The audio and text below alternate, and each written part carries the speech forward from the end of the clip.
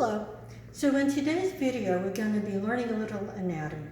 And that's really important because how we subconsciously think of our bodies or how we map our bodies out directly affects how well or how poorly we actually move our bodies.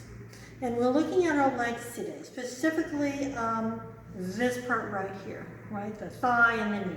We're not going to go into the foot because that's a whole new complication. Okay. So probably since puberty, especially if you're one of those gals, you can map your body as thinking of this as your hips and this is your leg. After all, when you're trying on pants or you're trying on clothes, this is what you're looking at, right? How well does it fit through the hips? And then everything else is leg and the length of it.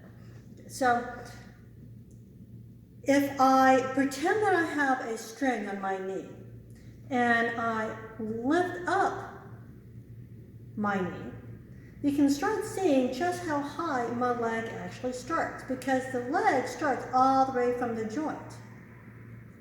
If you map your body as thinking, okay, this is hip, that this must be leg, then your brain then thinks of, okay, well, if I need to move my leg, I'm going to move it from here. But this isn't where the joint is, and what we want to do is to move from the joint. From here, you're only moving from the bone, which will only get you so far. If your body realizes that, oh, or your brain realizes that, oh, the leg starts all the way up here, then again, you're going to have more movement and everything's going to, be more smooth. This joint is what we call a ball and socket. So you have your hip socket, and here is the top of your femur, your thigh bone, and it is shaped in a ball. And so this gives this joint a lot of movement. So not only can you go back and forth, you can go to the sideways, but we also have this movement, which a lot of people don't think about. This comes into play whenever you walk and you're trying to walk in a straight line, which is really important for rotations. And as you can see, as I'm walking back and forth, in order to do that, I have this rotation in the leg that's happening. It comes into play for the ladies when you go into the cross.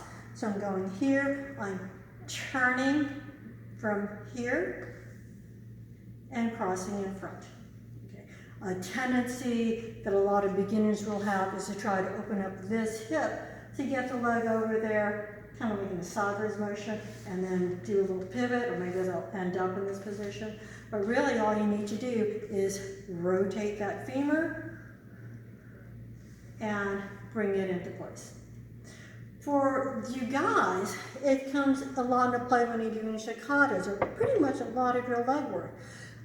One of the common problems I see when your leaders are going into learning staccatos for the first time is they're send their follower into the forward dojo.